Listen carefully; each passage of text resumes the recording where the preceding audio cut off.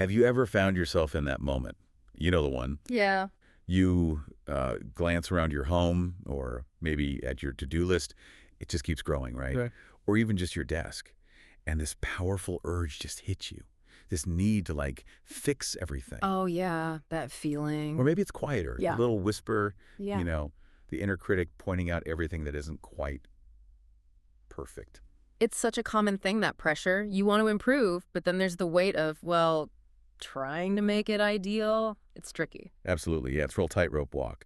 And today, we're taking a deep dive into exactly that feeling, but with a really interesting angle. We're looking at a mix of daily astrology and a personal story, specifically for August 23rd, 2025, and the bigger picture of the sun moving into Virgo. Right. And our source for this is fantastic. It's Tarot by High C. They've given us both an astrology of the day and a storyscope of the day. Really rich material. So our mission really is to figure out how we can use that practical, maybe even innovative energy without getting stuck in that perfectionism trap. Exactly. It's about finding progress, finding peace, instead of just chasing flaws.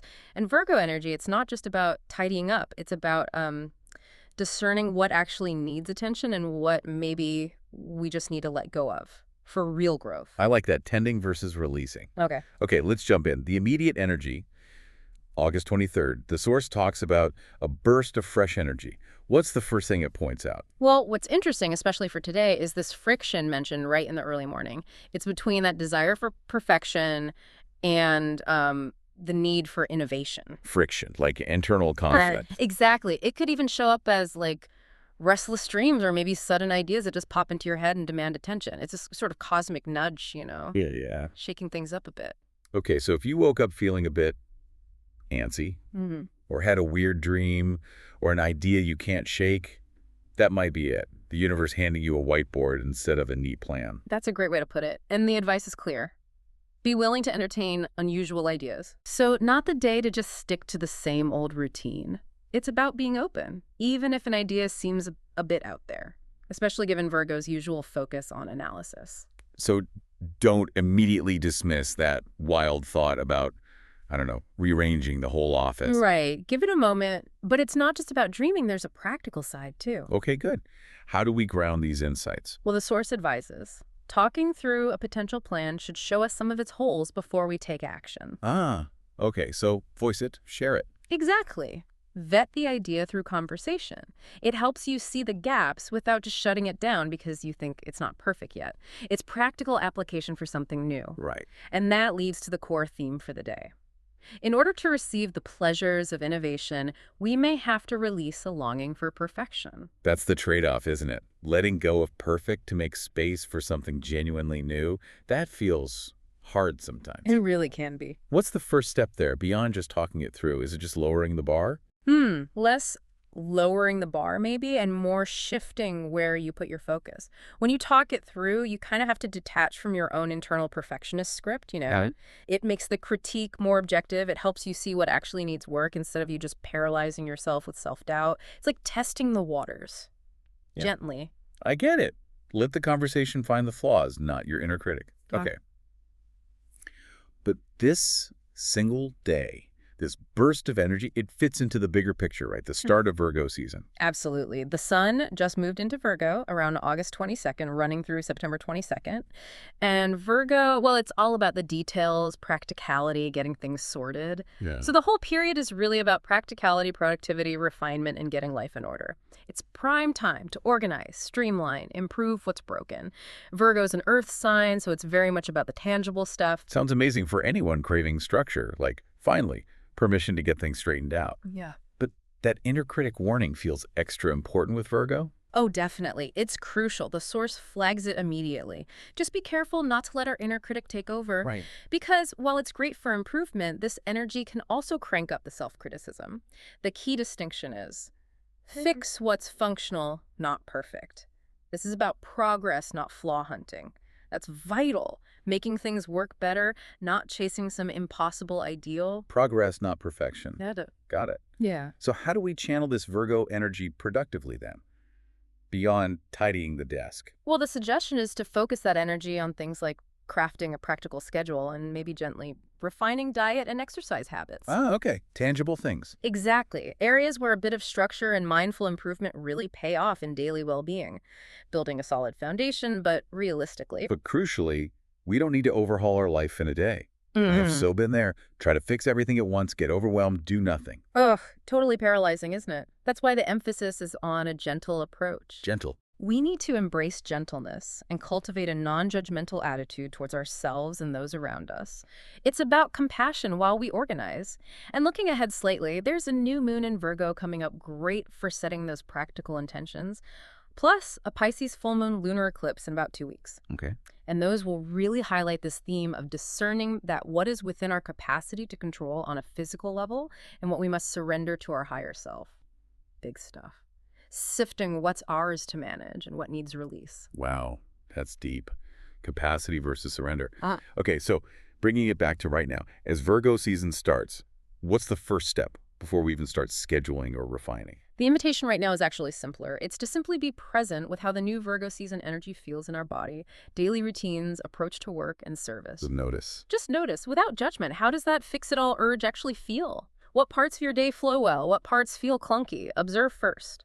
And then, once we've observed, then we could start to maybe establish new rhythms that honor both efficiency and creativity. I like that. Balance efficiency and creativity, not just becoming productivity robots. Exactly. And this is where it gets really beautiful. The source talks about finding the sacred in the mundane. Sacred in the mundane. Yeah, like tending to details can be an act of love. It's not just clearing your inbox, it's pouring intention into these small, ordinary things. Transforms a chore into care, a little moment of mindfulness. That's powerful. Making the ordinary meaningful. I remember trying to perfect this super intense morning routine once. Failed spectacularly. This gentle, sacred approach sounds much better. It really does. So the final takeaway from the astrology part is basically slow down enough to do ordinary tasks with extraordinary care. Yes. It connects right back to letting go of perfectionism. When you slow down and bring care to the ordinary, you engage with what is right now, not chasing what isn't. And that presence, that's often the key to both getting things done and finding peace. It's a great framework. But sometimes these ideas can feel a bit up in the air, abstract. Definitely. Which is why the StoryScope of the day is so perfect. It gives us ELARA'S story as a really vivid example of all this. Yes, ELARA'S journey just brings these principles down to earth, makes it super relatable. So we meet ELARA, and her desk sounds familiar. Scattered papers, half-empty cups of tea, a planner that hadn't seen ink in weeks. We can all picture that, right? Oh yeah, that visual is strong. And she feels that familiar tightening in her chest, the stern voice of her inner critic, listing everything undone, everything imperfect. The judgment from her own stuff. But this time, something shifts for her. Yes, instead of collapsing under that self-reproach, she took a breath. And there was an external cue too, the source says. The morning light streamed in, reminding her that today was not about perfection, it was about progress. Just that pause, that shift in perspective is powerful. Okay, so how did that look in practice? She didn't suddenly become Superwoman and fix everything. No, exactly. She started small, that gentle approach again. The papers went into neat piles. One cup was rinsed and set aside. Tiny, manageable things. And she put just one entry in her planner, walk for 20 minutes.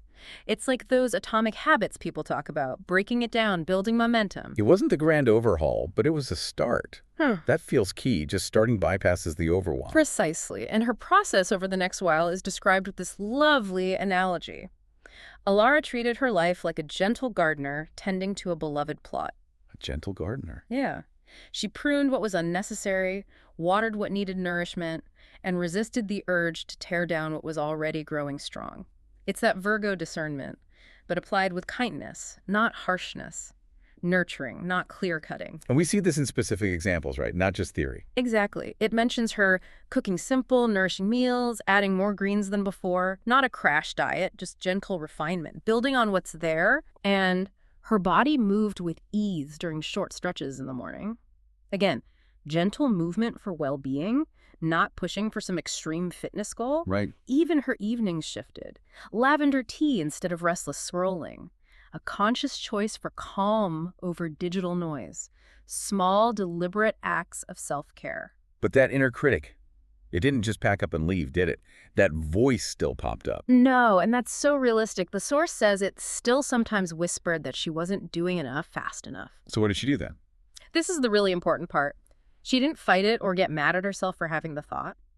When that voice rose, she countered it with compassion. She actively talked back to it gently. Oh. She reminded herself, this is not about flaw hunting. This is about becoming lighter, freer, shifting from judgment to self-care, recognizing the critic often just wants improvement, but its methods are harsh. And the result? After this month of gentle refinement, it wasn't perfection, was it? Not at all. And that's the point. Her desk wasn't perfect, Right. but it was functional. Utility over aesthetics. Her schedule wasn't strict, but it was guiding her with balance. Flexible structure, not rigid control. Makes sense. And her body wasn't transformed, but it felt steadier, more cared for. Focusing on the internal feeling, the well-being, not just how it looked. And she had a big realization too, didn't she, about her higher self? Yes, a profound one. She realized that her higher self, that deeper, wiser part of us, wasn't asking her to perfect her life, but to walk it with grace. That's a huge shift, from internal taskmaster to compassionate guide. Wow. And the core lesson for her became clear.